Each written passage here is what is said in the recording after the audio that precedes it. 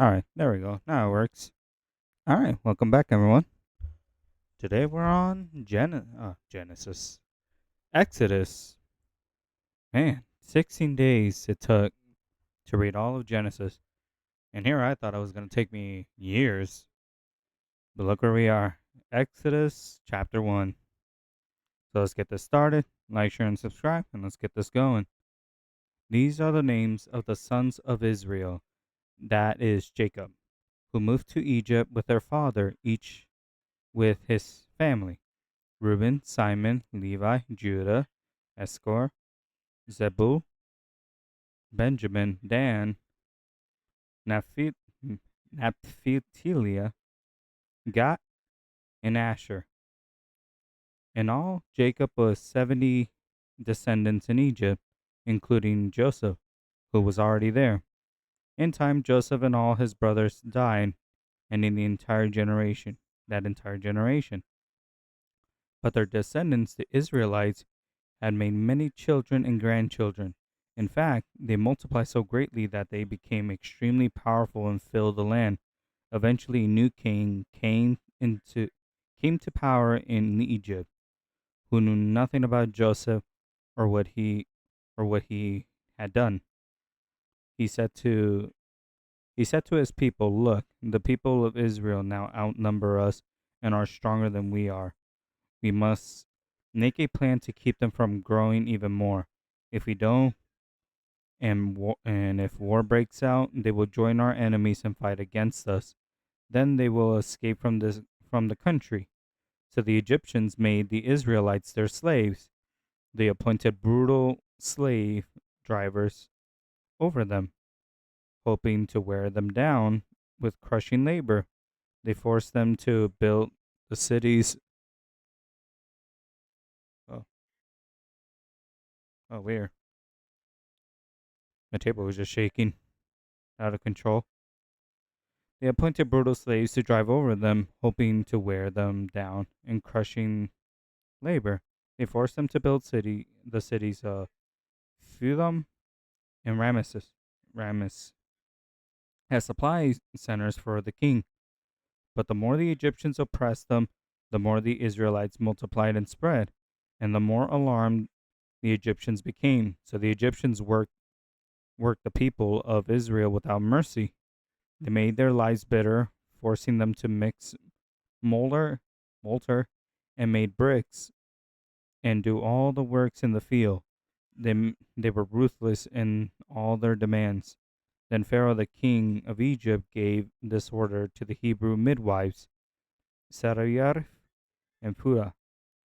When you help the Hebrew women as they give birth, watch as they deliver. If the baby is a boy, kill him. If it's a girl, let her live. But because the midwives feared God, they refused to obey the king's orders. They allowed the boys to live too. So the king of Egypt called for the midwives. "Why have you not done this?" he demanded. "Why have you why have you allowed the boys to live? The Hebrew women are not like the Egyptian women," the midwives replied. "They are more vulgar, vulgarous and their babies so quickly and have their babies so quickly that we cannot get there in time." So God was good to the midwives, and the Israelites continued to multiply and growing more and more powerful. And because the midwives feared God, he gave them families of their own.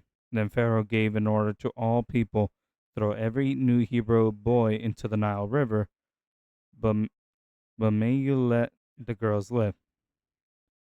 About this time, a man and a woman from the tribe of Eli got married. The woman became pregnant and gave birth to a son. She saw that he was a special boy and kept him hidden for 3 months. But when she could no longer hide him, she got a basket made of papyrus reeds and waterproof it with the tar and pitch. She put the baby in the basket and laid it among the reeds along the bank of the Nile River. The babysitter then stood at the distance watching to see what would happen to him. Soon Pharaoh's daughter came down to bathe in the river, and her attendants walked along the river bank. When the princess saw a basket among the reeds, she sent her maid to get it for her. When the princess opened it, she saw a little boy. She saw the baby, the little boy who was crying, and she felt sorry for him. This must be one of those Hebrew children, she said. Then the babysitter approached the princess. Should I go and find a of the Hebrew woman to nurse the baby for you? She asked. Yes, do, the princess replied. So the girl went and called the baby's mother. Take this baby and nurse him for me. The princess told the baby's mother, I will pay you for your help. So the woman took her baby home and nursed it. Later, when the boy was older, his mother brought him back to Pharaoh's daughter, who adopted him as her own son. The princess named him Moses, for she explained, I lifted him out of the water. Many years later, when Moses had grown up, he went to visit his own people, the Hebrews, and he saw how hard they were forced to work. During this visit, he saw an Egyptian beating one of his fellow Hebrews. After long, after looking in all directions to make sure no one was watching, Moses killed the Egyptian and had hid the body in the sand. The next day, when Moses went out to visit the people again, he saw two Hebrew men fighting. Why are you beating up your friend? Moses said to one of them who started the fight. The man replied, I appointed you to be in our place, our prince and judge. Are you going to kill me as you killed the Egyptian yesterday? Then Moses was afraid, thinking that everyone knows what he, what I did. And sure enough, Pharaoh heard what happened, and he tried to kill Moses. But Moses fled from Pharaoh and went to live in the land of Midian. When Moses arrived in Midian, he sat down beside a well. Now the prince of Midian had 7 daughters who came as usual to draw water and fill their water troughs for their water's flock. But some of the shepherds came and chased them away. So Moses jumped up and rescued the girls from the shepherds. Then he drew water for their flock. When the girls returned to Rael, their father, he asked, Why are you back so soon today? An Egyptian rescued us from the shepherds, they answered. And then he drew water for us and watered the flock. Then where is he? Their father asked. Why did you leave him there? Invite him to come and eat with us. Moses accepted the invitation and settled there with him. In time, Raoul gave Moses his daughter Zipporah to be his wife. Zipporah. Zipporah. Later, she gave birth to a son, and Moses named him Gershom, for he explained, I have been a foreigner in a foreigner land. Years passed, the king of Egypt died, but the Israelites continued to groan under their burden of slavery. They cried out for help and their cry rose up to God.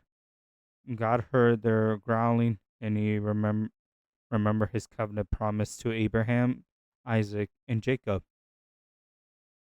He looked down on his people of Israel and knew it was time to act. One day, one day Moses was tending the flock of his father-in-law, Jethro, the priest of Medina. He led the flock far into the wilderness and came to Sinai, the mountain of God. There the angel of the Lord appeared to him in a blazing fire in the middle of a bush. Moses stared in amazement. Though the bush was engulfed in the flames, it didn't burn up. This is amazing, Moses said to himself. Why isn't it the bush is burning up? I must go see it. When the Lord saw Moses coming to take a closer look, God called him. and from the middle of the bush, "Moses, Moses, here I am," Moses replied. Do you n- do not come any closer, the Lord warned. Take your sandals, for you are standing on holy ground. I am the God of your father, the God of Abraham, the God of Isaac, and the God of Jacob. When Moses heard this, he covered his face because he was afraid to look at God. Then the Lord told him, I have certainly seen the oppression, certainly seen the oppression of my people in Egypt. I have heard their cries of distress because of their harsh slave drivers. Yes, I am aware of their suffering. So I have come down to rescue them from the power of the Egyptians and led them out of Egypt into their own fertile and speculative land. It is a land flowing with milk and honey, the land where the Canaanites, Hittites, Armonites, Perinites, Hivites, and Jebusites now live. Look, the cry of the people of Israel has reached me, and I have seen how harshly the Egyptians abuse them. Now go, for I am sending you to Pharaoh. You must lead my people of Israel out of Egypt.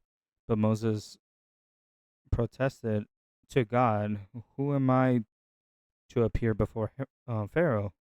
Who am I to lead the people of Israel out of Egypt?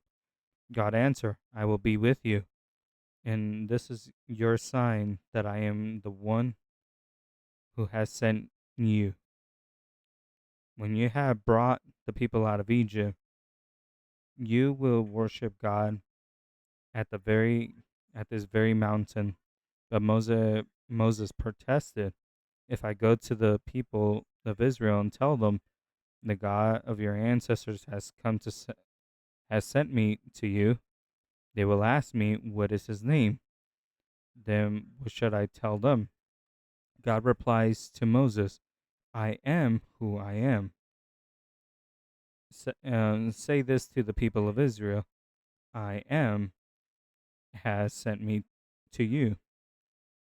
God also said to Moses, say this to the people of Israel, Yahweh, the God of your ancestors, the God of Abraham, the God of Isaac, and the God of Jacob has sent me to you. This is my eternal name, my name to remember for all generations. Now go and call all the elder Israel of Israel. Tell them, Yahweh, the God of your ancestors, the God of Abraham, Isaac, and Jacob, has appeared to me. He has told me I have been watching you very closely and see how to how the Egyptians are treating you. I have promised to rescue you from the oppression in Egypt. I will lead you to the land flowing with milk and honey, the land of the Canaanites, Hittites, Armadites, Paralites, Hevites, and Jebusites now live. The elders of Israel will accept your message. Then you and your elders must go to the king of Egypt and tell him, the Lord, the God of the Hebrews, has met us today. So please take us a 3-day journey into the wilderness to offer sacrifices to the Lord our God. But I know the king of Egypt will not let you go unless a mighty hand forces him. So I will raise my hand and strike the Egyptians, performing all kinds of miracles among them. Then at last he will let you go, and I will cause the Egyptians to look favorably on you. They will give you gifts, and when you go, so you will not leave empty-handed. Every Israelite woman will ask for articles of silver and gold and fine clothing from the Egyptian neighbors and from the foreigner women in their houses. You will dress your sons and daughters in these, strip strip the Egyptians of their wealth. Well, That was a turn. I didn't think it was going to get into Moses that early on in Exodus. To be honest, I thought it was going to be a little more later on, but here we are already skipping already Moses' whole life and already straight into God's plan and freeing the Egyptians. The Egyptians, the Israelites. That's a weird story. I did not know the two stories of Joseph, the king of dreams, or the interpreter of dreams, and the Moses from the both Disney live action from the both Disney movies that I've seen as a kid. I did not know they were that actually that close in relationship to one another, which is actually kind of cool to me to see this. But that's oh yeah, I forgot to mention this at the very beginning. The last video I forgot entirely about the reason why Jacob got upset, why Abraham put, or not Abraham, when Joseph got upset at Jacob for putting his right hand on the second born and the left hand on the firstborn, is because well later on, God actually says that his right hand is his righteous hand and he will raise up people, while his left hand is used for working in the background. So it was kind of like a little nod to that. You could take that with a grain of salt. But it was something kind of cool that I saw that even God says that his right hand is the one that will always raise people while his left hand always does the work. So I kind of put those two together like, oh, so the right hand helps those people in need while the left hand is kind of the one that does the work. So it's kind of like here's the master and here's the slave, which is something that I did see, but I don't know if I'm taking that the wrong way, but later on it does tell it. But so far, what we're looking at right now in this basically three paragraphs, we're looking at Moses, and we already know the story of Moses. There is much more to the story of him, but we'll see later on when we read down the line. But yeah, other than that, it's actually kind of gonna be kind of cool. Also, one little fun fact about Moses, he has a bit of a speech impediment. I believe that's what it says in the Bible. A bit of a speech impediment. Yeah, he has a little trouble talking to people. So this is something that I need to start doing better is actually talking to people instead of instead of making freakishly long paragraphs about things and responses. Like I'm able to talk very well here on the mic, not being able to stutter as much, except for the Hebrew names. But it's something that I need to start learning how to do is actually being able to do the things that Moses does in this, which is talking to the Pharaoh more often and trying to get his people to leave Egypt. But other than that, I'll see you all tomorrow. Thank you very much.